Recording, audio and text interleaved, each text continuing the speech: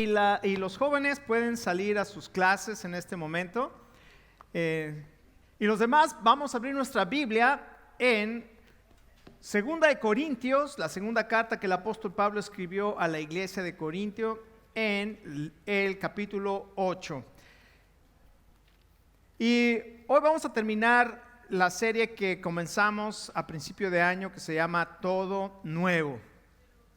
Y hoy hay un mensaje que también quiero compartir, y es un mensaje de esos que no nos gusta escuchar en las iglesias, que si no está listo hoy para escuchar la palabra de Dios, duérmase o a ver qué. Porque sabe que el tema que hoy vamos a hablar es acerca del dinero. ¿Le gusta cuando en la iglesia hablan de dinero? A veces no nos gusta, ¿verdad? Porque me van a pedir dinero, ¿no? No le voy a pedir dinero. ¿Sabe lo que Dios quiere hacer? Que nosotros entendamos para qué nos da el dinero.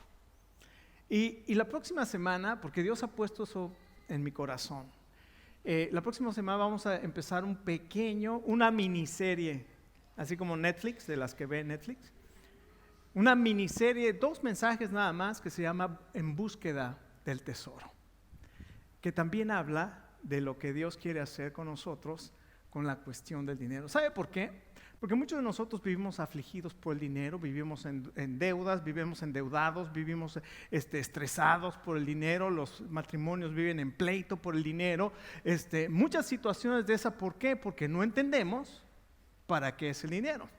Y hemos dicho ya varias veces que la Biblia habla mucho acerca del dinero, nos da consejos sabios. Dios, como la semana pasada vimos, ¿verdad? Los consejos sabios que Dios nos da acerca del dinero.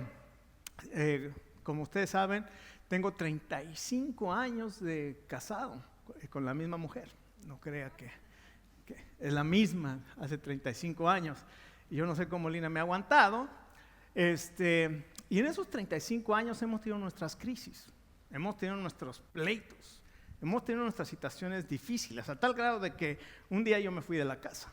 El que predica la palabra de Dios, el que tiene estudios bíblicos, el que se conoce la palabra, el que se conoce la Biblia de pasta a pasta, me fui de mi casa en un pleito con Lina. Ahora, ¿quieres saber en qué acabó ese pleito? Venga a la cena de matrimonios el 17, porque voy a contar un poco de ese testimonio. Pero después, es un pequeño anuncio para que pueda venir. ¿Qué fue lo que sucedió? ¿Qué pasó? ¿Por qué siguen juntos? En esos 35 años que hemos tenido de situaciones difíciles, ahora estamos completamente enamorados, yo de ella, y espero que ella de mí, ¿verdad? Yo espero, pero no, yo creo que sí.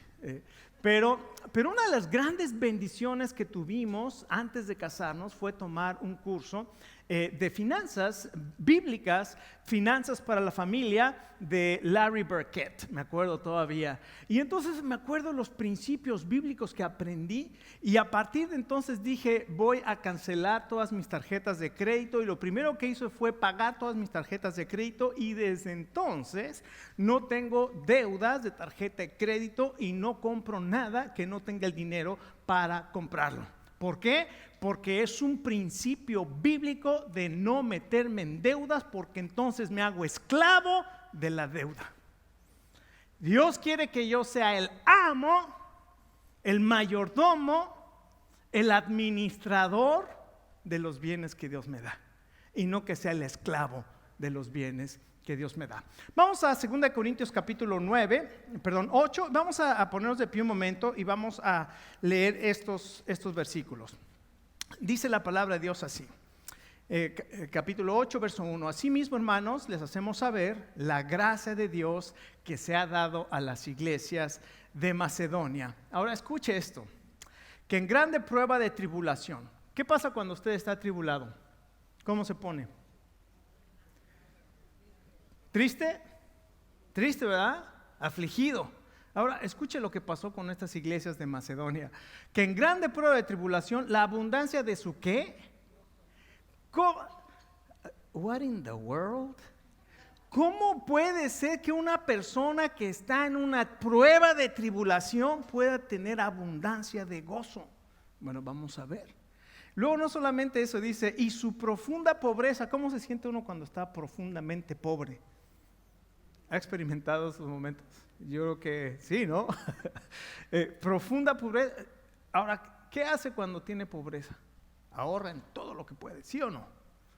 Bueno, vamos a ver lo que hicieron estos de la iglesia de Macedonia.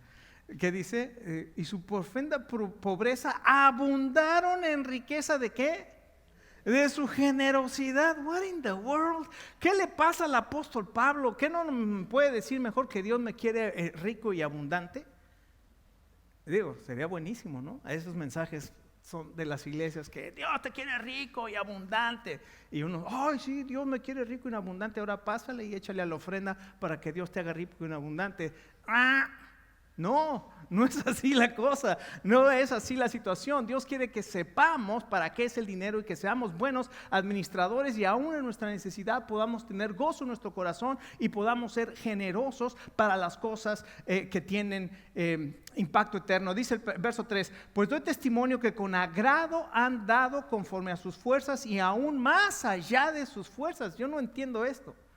Dieron con sus fuerzas y dice, y más allá de sus fuerzas. Y luego dice, pidiéndonos con muchos ruegos que les concediésemos el privilegio de participar en este servicio para los santos. O sea, ellos estaban diciéndole a Pablo, por favor, permítenos. Y ya me imagino correteando al hermano las ofrendas para poder llevar su ofrenda. No, hazte que como que te duermes. ¿Ya pasó de la ofrenda? Ya, ahora sí, abre los ojos. Entonces, ellos correteaban al de la ofrenda para poderle dar, para poder ofrendar. Y dice la palabra, pidiéndonos con muchos ruegos, verso 5, y no como lo esperábamos, sino que así mismo se dieron primeramente al Señor. Y ahí está la clave. Y luego a nosotros por la voluntad de Dios, de manera que exhortamos a Tito, para que tal como comenzó antes, así mismo acabe también entre ustedes esta obra de gracias. Es decir, mandó a Tito otra vez a la iglesia de los macedonios y de los corintios para que siguiera recogiendo la ofrenda que querían dar. Dice verso 6, verso 7, por tanto, como en todo abundan, en fe, en palabra, en ciencia, en toda solicitud y en su amor para con todos los santos, abunden también en esta gracia. Vamos a orar. Padre, pedimos que tú nos des entendimiento y que abras nuestros oídos, Señor, para escuchar tu voz en este día. Te damos gracias y oramos en el nombre de nuestro Señor Jesucristo. Amén. Tome asiento. La Biblia nos advierte muchas veces que en los últimos tiempos va a haber personas que van a hacer negocio de la fe. Pero usted sabe cuál es el principio de todos los males, ¿verdad? ¿Cuál es el principio de todos los males? El amor al dinero. Entonces la Biblia dice, porque el principio de todos los males es el amor al dinero, el cual codiciando a algunos se extraviaron de la fe y fueron traspasados de muchos dolores. Entonces va a haber gente en las iglesias predicando acerca del dinero, pero lo único que les interesa es el dinero porque aman el dinero. Y el apóstol Pablo en Filipenses capítulo 3 dice, cuyo Dios es su vientre y su gloria, su vergüenza, que solo piensan en las cosas de la tierra, cuando el Señor Jesucristo dijo, hagan tesoros en los cielos, no en la tierra. Pero estos falsos maestros solamente piden para sus propias, ¿cómo le digo? Su propia gloria. Y para ellos mismos. Pero dice la palabra de Dios, el apóstol Pedro dice claramente, estos que son indoctos, la palabra indocto quiere decir que no tienen enseñanza correcta, no tienen una enseñanza correcta. Dice, tuercen las escrituras. ¿Por qué? Porque toman escrituras de aquí, un versículo de aquí, un versículo de acá y un versículo de acá, y arman una doctrina que la Biblia no enseña. Porque no toman una unidad literaria y un texto para explicar y utilizar el contexto, en qué contexto se escribió esta carta y con qué propósito inspiró Dios al escritor para dar este mensaje. Cuando te olvidas eso, te desvías del propósito, haces una doctrina equivocada y después la enseñas y tristemente a veces la iglesia se la cree. Y el apóstol Pedro dice, estos indoctos e inconstantes tuercen las sagradas escrituras para su propia perdición. Vamos a ver lo que dice esta carta. El apóstol Pablo escribe esta carta La segunda carta, la conocemos como la segunda carta a los Corintios, pero en realidad es la cuarta carta. Y usted dice, what in the world? ¿Cómo que la cuarta? Bueno, cuando vamos a 1 Corintios capítulo 5, les dice en 1 Corintios capítulo 5, les escribí en una carta previa que no se junten con los, y les explica. Entonces hay una carta previa que nosotros no sabemos esa carta, pero la menciona en 1 Corintios. Esa fue la primera carta que escribió Pablo a Corintios. Pero después le vienen y le dicen a Pablo, esa carta que les escribiste, ellos tienen preguntas, mira, te están preguntando acerca de esto, y ¿sabes lo que está pasando? Hay divisiones en la iglesia. Entonces escribe la primera carta, y en esa primera carta dice, ¿cómo es posible que haya divisiones en la iglesia? Y entonces comienza a corregir a esta iglesia de Corintios que estaba llena de problemas, era una iglesia conflictiva. Aunque no lo crea, una iglesia conflictiva. Estaba llena de problemas y el apóstol Pablo les escribe la primera carta para corregir todos estos problemas, las divisiones que había, los abusos en la cena del Señor, ¿no? Se sacaban el vino y se agarraban el vino para... salud, compadre, y se emborrachaba. Usted no lo cree, léalo, léalo 1 Corintios 11. Abusaban la cena del Señor, se emborrachaban, eran glotones, comían ellos solos, no esperaban a los demás, abusaban de los dones espirituales. La iglesia de Corinto era un problema, y Pablo les escribe, tenían divisiones, de cada quien tiene a su propio predicador y a su propio maestro, al que les gusta, y unos dicen, yo soy de este, yo soy, dice, ¿cómo es posible? ¿Que alguno de ellos murió por ustedes? O sea, Pablo está corrigiendo todas estas cosas. Ahí en el capítulo 16 de 1 Corintios les habla y les dice, hagan como yo he mandado ya en las iglesias de Macedonia, cada primer día de la semana junten una ofrenda. Les habla de la ofrenda porque la ofrenda no es nueva, la ofrenda no era nueva, la ofrenda es algo que se viene practicando en la iglesia desde sus inicios. El mismo Señor Jesucristo, había una ofrenda que llevaban el Señor Jesucristo, ¿se acuerda? ¿Quién era el encargado de la ofrenda ahí con el Señor Jesús? Judas, ¿verdad? Pero ¿qué pasa? ¿Qué dice la Biblia? El principio de todos los males, ¿qué? Es el amor al dinero. ¿Y qué pasó con Judas? Amaba al dinero.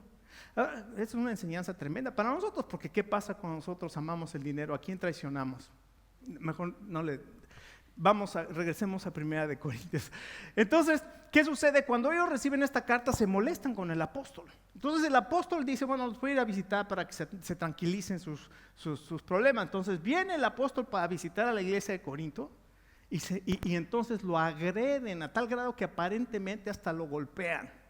Y Pablo sale de la iglesia de Corinto triste, conmovido, y les escribe una carta que en 2 Corintios capítulo 7 se conoce como la carta de la tristeza. Si usted lee esa carta, va a decir, les tuve que escribir una carta que me dolió mucho mandárselas. Es más, ni siquiera estaba seguro si debía o no mandárselas, porque fui sumamente enérgico en esa carta. Pero qué bueno que se las mandé. Y entonces esa carta no la tenemos, se conoce como la carta de la tristeza. Entonces manda esa carta a Corinto, y cuando reciben la carta y la leen, Dios hace algo impresionante y se arrepienten. Se arrepiente la gente de Corinto, y entonces arreglan su situación con el apóstol, le mandan un mensaje. Cuando llega Tito con el apóstol, le dice, ¿qué crees? La carta que les mandaste produjo un arrepentimiento impresionante. Y Pablo se alegra, y entonces escribe 2 Corintios. Esta sí la tenemos, y esta es la carta que está escribiendo, y en esa carta está preparando una visita para ir, y porque había una gran hambre en Jerusalén. Entonces había pedido que se juntara una ofrenda para llevarla a Jerusalén. Entonces comenzó por la iglesia de Macedonia, fue a la iglesia de Macedonia, ahí ya habían juntado esta ofrenda. Es cuando Pablo les escribe y les dice, cuando yo fui allá, estos hombres, esta iglesia de Macedonia, qué impresionante, cómo ofrendaron. Dice, pero ahora que vaya con ustedes, que ya esté preparada esa ofrenda. Que ya esté preparada esa ofrenda y sean generosos. Eso es lo que está diciendo. ¿Por qué? Porque quiero llevar esta ofrenda a los pobres en Jerusalén, a la iglesia pobre en Jerusalén. Entonces aquí encontramos esta enseñanza maravillosa, donde lo que hace el apóstol es estar desafiando, va a desafiar a la iglesia a 3 cosas. Entonces quiero tres desafíos en este día que Dios quiere para cada uno de nosotros. El primer desafío Dios te desafía a dar como los creyentes en Macedonia. Lo acabamos de leer en el verso 1. Esa paradoja de que estaban en tristeza y sin embargo estaban en prueba, en tristeza, sin embargo estaban llenos de gozo. Estaban pobres, pero sin embargo eran generosos. Entonces lo primero que tenemos que entender es precisamente este gozo que se produce. ¿Sabes por qué se produce ese gozo? Tú puedes dar con gozo. ¿Sabes por qué puedes dar con gozo? ¿Alguna vez has hecho algo que después te da un gozo maravilloso? Yo creo que cada uno de nosotros, cuando hemos dado para ofrendas, cuando hemos dado para una necesidad de algún hermano, después nos sentimos bien, ¿sí o no? Hay un gozo maravilloso. Un día ahí en nuestra iglesia en México, hicimos algo para unos niños de un orfanato. Entonces nosotros le dijimos a nuestros hijos, que estaban pequeños, les dije, oigan, vamos a ir a ver a estos niños y ¿por qué no sacan algunos de sus juguetes y se los llevan para regalárselos porque ellos no tienen? Entonces, ¿ya sabe cómo son los niños? Fueron donde tienen sus juguetes y ¿qué cree? Cuando vi lo que querían regalar, les digo, no, eso no. Porque nos impresionaron a Lina y a mí de que querían sacar lo mejor que tenían para llevárselo a los niños que no tenían nada, y nos dieron una lección impresionante de gozo y de generosidad. Ellos dijeron, ellos no tienen nada, qué maravilloso que yo que tengo varias cosas le puedo dar algo a ellos, qué impresionante. Después trajimos a uno de esos niños a la casa porque íbamos a hacer un concierto al otro día para levantar fondos para el orfanato. Entonces cada familia se llevó a alguno de los niños y después los llevábamos al concierto y al servicio que íbamos a tener, y entonces trajimos a uno de esos niños a la casa. Y era, bueno, para nosotros fue algo impactante porque oíamos cómo el niño se metió al baño a bañar y abre la regadera, oye la regadera, después cierra la regadera. Y después vuelve a abrir la regadera, después vuelve a cerrar la regadera, y después vuelve a abrir la regadera y a cerrar. Y mi esposa y yo afuera, dice, ¿qué pasará? Y dicen, seguramente ha de estar ahorrando agua. O sea, se abre la regadera, mete la cabeza, cierra, se pone shampoo, después se enjuaga, y después cierra, se lava el cuerpo, y después para ahorrar agua, porque seguramente así le enseñaron, que no puede desperdiciar el agua, ¿verdad? Le digo, ¿cuántos nosotros a veces tenemos ahí la regadera nada más corriendo y no nos interesa? ¿Por qué? Porque estamos acostumbrados que la tenemos ahí. Y entonces cuando salió ya se sentó para desayunar. Mi esposa le dio unos huevos con jamón, ¿verdad? Unos huevos con jamón. Hubiera visto la cara que puso ese niño. Abrió sus ojos de este tamaño y dijo, todo esto es para mí. Y eran 2 huevos con jamón. Y luego salimos de ahí, obviamente nos dio una lección impresionante. Dios a través de este niño nos dio una lección impresionante, porque cuando puedes ser generoso con un poquito de lo mucho que Dios te da, tú puedes impactar de una manera impresionante lo que ni siquiera te imaginas. La iglesia de los macedonios así fueron. Ellos no vieron su necesidad, vieron la pobreza de los que estaban necesitados y quisieron dar, y lo dieron no solamente con gozo, sino además con generosidad. Y esa generosidad quiere decir que dieron, y como dice aquí, más allá de sus fuerzas. Qué impresionante. Y es una satisfacción maravillosa, porque usted sabe lo que dijo el Señor Jesucristo. Hay más bienaventurados que dar que recibir. Y eso lo tienen los boxeadores ahí bien, ¿verdad? Es más bienaventurado dar que recibir. Porque cuando tú das es maravilloso que tú puedes, y la gente, el gozo que te produce es sin igual, es un gozo maravilloso, y ese es un principio bíblico. Pero además no solamente dar con generosidad, sino además dar al Señor primeramente. Y esta es la clave. ¿Por qué esta gente? ¿Por qué estas personas en Macedonia? ¿Por qué estos creyentes en Macedonia pudieron dar con generosidad? ¿Sabe por qué? Ya dije que la clave es el verso 5. ¿Qué dice el verso 5? Dice el verso 4: nos pidieron con muchos ruegos que les concediéramos el privilegio de participar en el servicio para los santos, es decir, para darles, y no como lo esperábamos, sino que ustedes primeramente se dieron al Señor y luego a nosotros. ¿Sabe por qué esta gente pudo dar? Porque se dio primero al Señor. O sea que si tu corazón está en las manos del Señor, también tu dinero está en las manos del Señor. Pero si tú no te has dado al Señor, tú tienes el control de todo lo demás. Y tú quieres seguir trabajando de acuerdo a tu forma y de acuerdo a tu sabiduría y de acuerdo a tu prudencia y de acuerdo a tu experiencia. Pero eso no es lo que Dios espera de nosotros. Él quiere que nosotros podamos. ¿Cuál es la diferencia de creer y confiar? O sea, tú puedes creer, pero no puedes confiar. A lo mejor no confías. Confianza es decir, esto es lo que Dios dice. Me cuesta trabajo creerlo, pero me cuesta más trabajo confiar, pero voy a confiar en lo que Dios dice. Entonces, el primer desafío fue que Dios te desafía a dar generosamente, así como los macedonios, con gozo y con generosidad. El segundo desafío que Dios nos pone aquí en esta carta está en el verso 8 y 9. Y Dios te desafía a dar por amor al Señor Jesucristo. Mire lo que dice el verso 8. No hablo como quien manda, es decir, Pablo está diciendo, no los estoy obligando a que den absolutamente nada. Nadie te puede obligar, sino para poner a prueba, por medio de la diligencia de otros, también la sinceridad de su amor. En otras palabras, yo no te estoy obligando y no los estoy obligando, solamente quiero saber si realmente ustedes tienen amor por los demás. Porque dice el verso 9, porque ustedes ya conocen la gracia de nuestro Señor Jesucristo. Lo voy a leer en un momento. Entonces, Dios te desafía a dar por amor al Señor Jesucristo. Y como dije, nadie te puede obligar. Nadie puede obligar a otra persona a hacer algo que la otra persona no quiere. Y Dios no te va a obligar tampoco a hacer algo que tú no quieres. Él te invita, Él te desafía y dice, aquí está lo que yo quiero que hagas y mira, aquí está la promesa que te voy a dar, que vamos a ver en un momento. Entonces no es por fuerza, sino es por amor. Por eso dice, no hablo como quien manda, sino para poner a prueba la sinceridad de su amor. ¿Te acuerdas de la historia de Zaqueo? ¿Te acuerdas de Zaqueo? Zaqueo era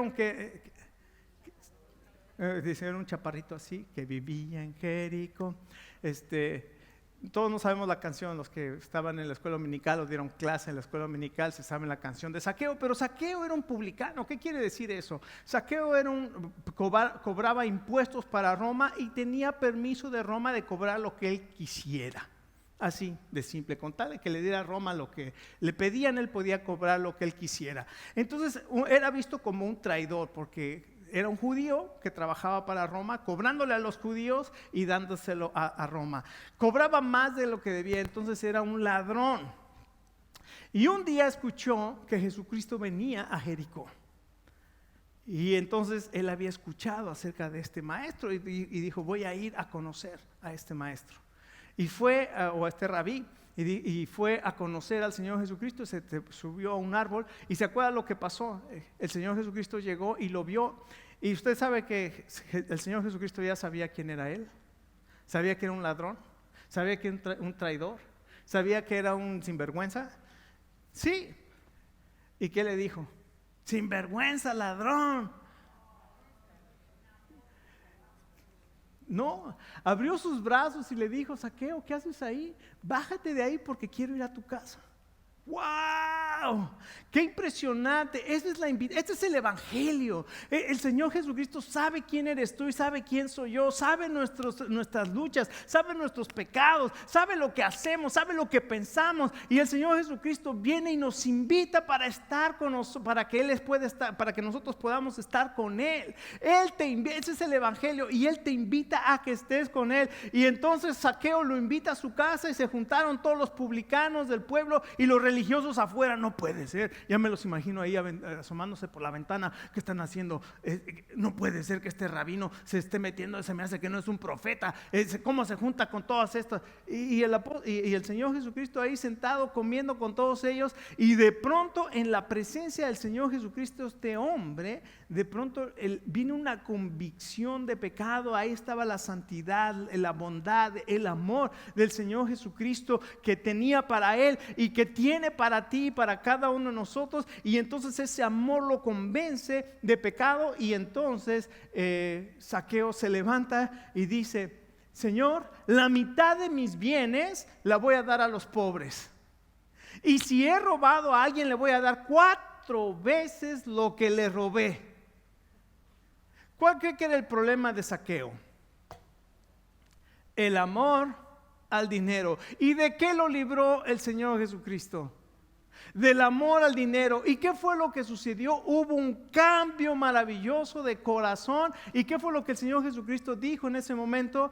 Hoy ha llegado la salvación a esta casa, porque este hombre también es un hijo de Abraham. ¡Qué maravilloso! Dios conoce tu lucha, Dios conoce tu corazón, Dios conoce lo que muchos de nosotros padecemos. Pero Él te invita a que estés con Él, y una vez que estás con Él y te entregas a Él, el Señor te libra, y entonces puedes ser generoso. Pero si no, vamos a seguir luchando con aquellas cosas que nos atan. No es por fuerza, no es por amor, es por gratitud a tu Salvador. Mira lo que dice el verso 8. El Señor Jesucristo dice, no hablo como quien manda, el verso 9, porque ya conocen la gracia de nuestro Señor Jesucristo, que por amor a ustedes se hizo pobre, siendo rico, para que ustedes con su pobreza fuesen enriquecidos. El Señor Jesucristo lo que hizo fue, se hizo pobre. Él era rico, estaba en el cielo recibiendo la adoración de los ángeles, con toda la gloria que Él merece, pero Él decidió por amor a ti y a mí hacerse pobre y venir a nacer en un pesebre en Belén, y no solamente eso, a humillarse hasta lo más que se puede humillar, y se hizo un esclavo, y estando en esa posición de siervo, fue a la cruz como un miserable ladrón y un criminal. ¿Sabes por qué?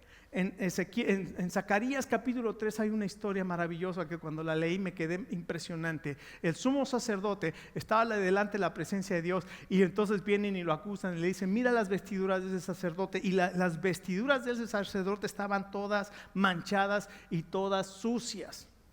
Y Dios dice: cambien esas vestiduras del sacerdote y ponga unas vestiduras limpias. Escucha, tú y yo estábamos completamente sucios por el pecado,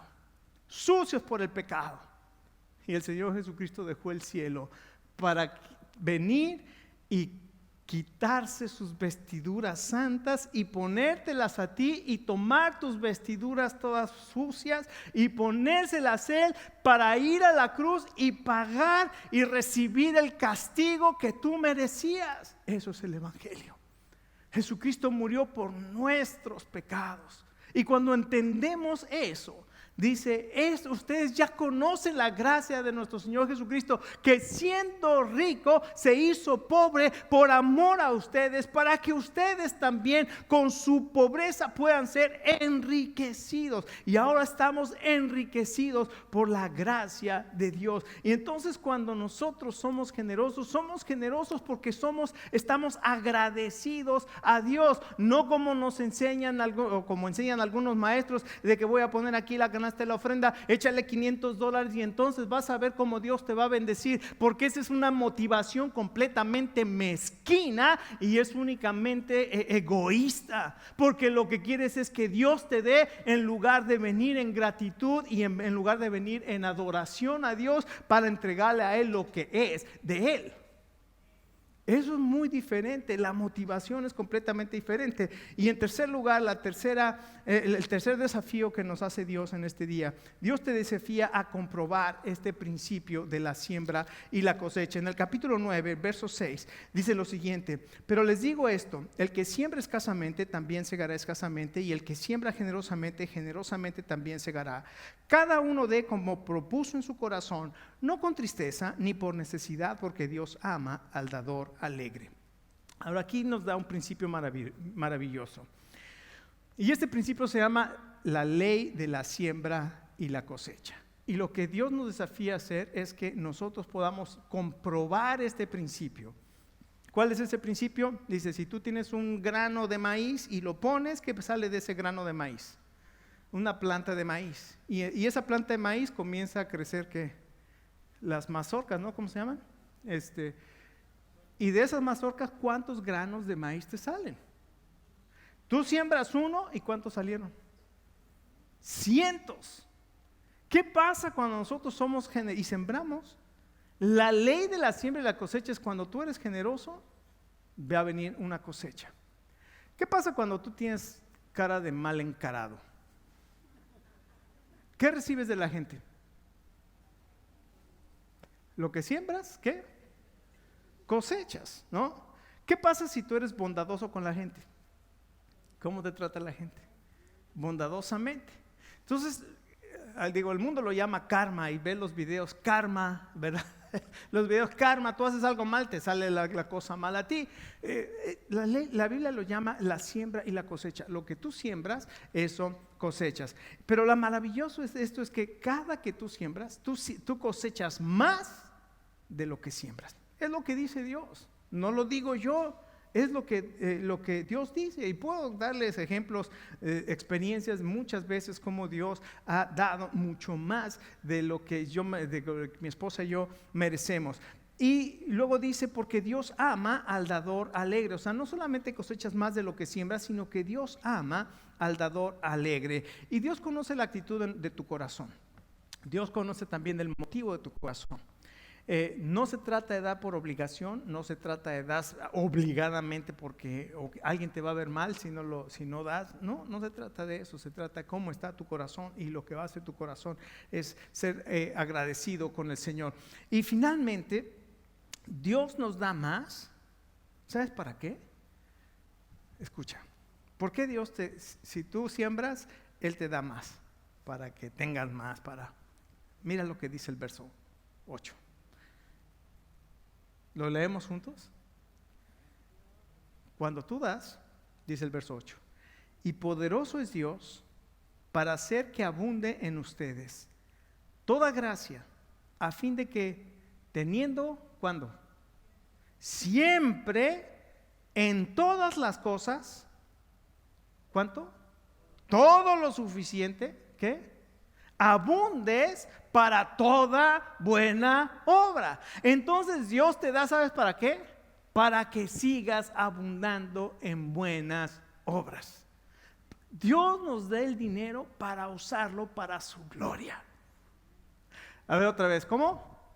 Dios nos da el dinero para usarlo para su gloria.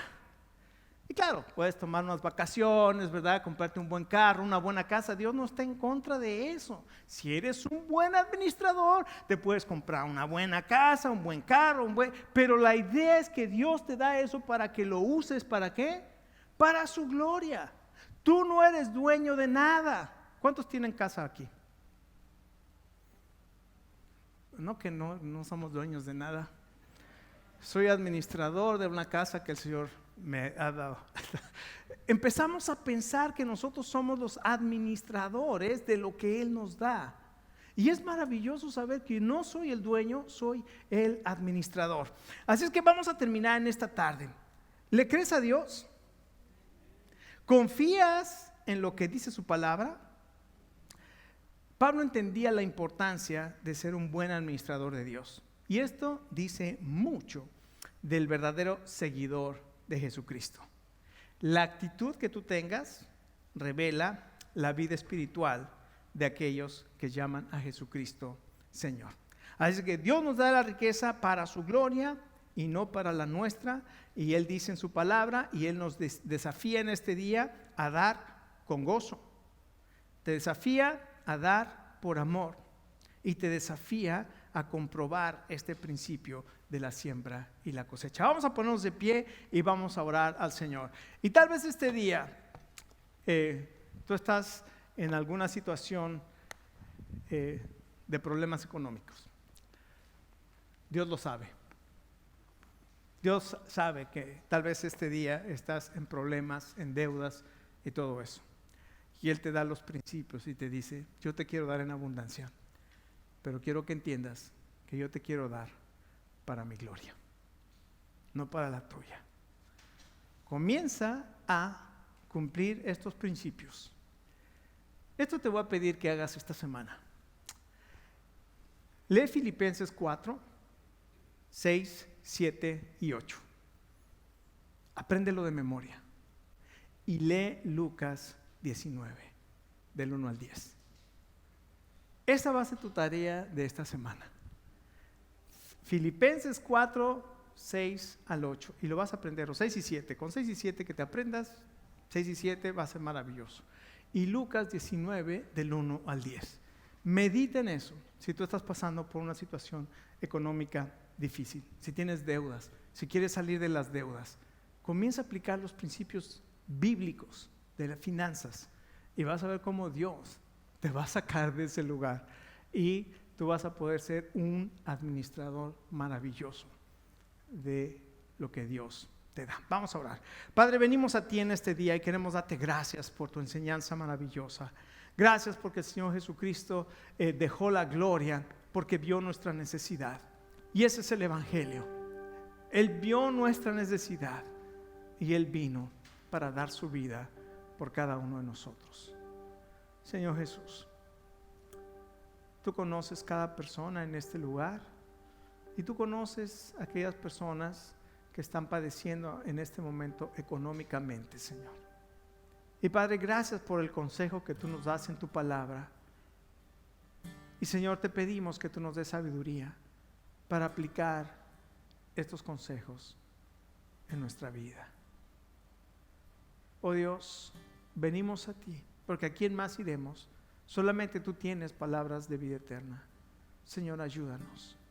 Y si tú en esta tarde tienes alguna necesidad económica, hoy dile al Señor, Señor, tú conoces mi necesidad. Tú sabes por lo que estoy pasando. Señor, yo no quiero seguir en esta manera. Ayúdame, dame sabiduría para poner tus principios a prueba en mi vida, para que los ponga en práctica en mi vida. Y Señor, que tú puedas demostrarme lo que tu palabra dice. Señor, me cuesta trabajo porque tú conoces mi corazón, tú conoces mi debilidad, tú conoces. Pero gracias, mi Dios, porque yo estoy dispuesto en este día a probar tus principios en mi vida, a ponerlos por práctica. Y Señor, abre mis ojos para que pueda ver lo que tú estás haciendo. Señor, gracias. Gracias, Señor, porque tú eres un Dios maravilloso, eres un Dios de amor, eres un Dios misericordioso, que nos ves en nuestra necesidad y nos ayudas en ella. Señor, así como Pedro cuando te vio y él dudó y dijo, si eres tú, haz que yo camine sobre el mar. Y el Señor Jesús le dijo, ven. Y cuando Pedro se bajó de la barca, comenzó a caminar en el mar, pero después dudó y dijo, no puede ser. Y comenzó a hundirse. Y él clamó y dijo, Señor, ayúdame porque me hundo. Y el Señor Jesús lo tomó de la mano y lo sacó. Señor, así estamos en este día. Ayúdanos, Señor. Extendemos nuestra mano a ti para que tú nos ayudes. Señor, oramos, te damos gracias en el nombre de nuestro Señor Jesucristo. Amén. Amén. Tome asiento un momento y quiero compartir con ustedes unos anuncios rápidamente. Les recordamos que este próximo sábado tenemos una foto aquí. Esta fue nuestra primera reunión de Nuevo Hombre, de la reunión de varones el sábado a las 7 de la mañana, así es que te invitamos a que te unas. Tuvimos un tiempo maravilloso estudiando la carta a los romanos. En segundo lugar también, otro anuncio, la cena de matrimonio. ¿Se acuerda que le conté lo que nos pasó? Bueno, hay mucho más en esa historia y el mensaje o el tema de esa noche se llama de común acuerdo. Andarán dos juntos si no se ponen de acuerdo.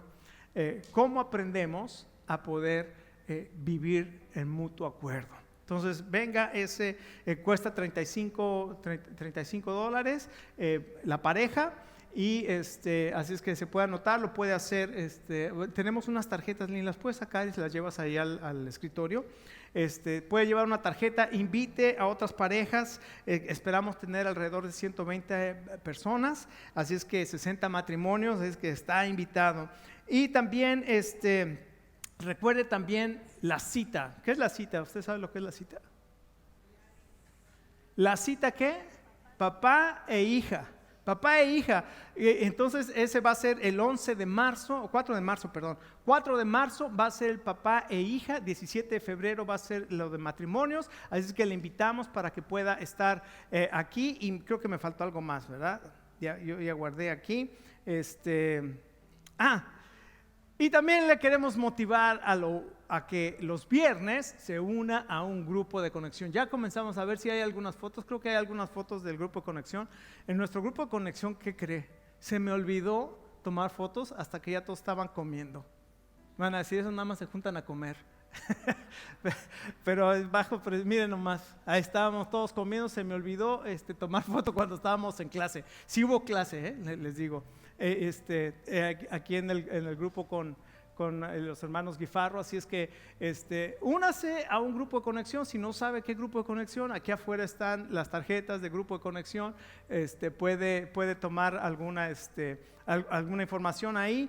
Hable con Isaac. ¿Dónde está Isaac? Isaac estuvo aquí hace un momento, así es que puede hablar con Isaac para que usted se pueda unir a este grupo de conexión. Así es que bueno, es todo el día de hoy. Nos estamos viendo y que el Señor les bendiga, y vamos a comprobar la palabra de Dios en nuestras vidas. Que el Señor les bendiga.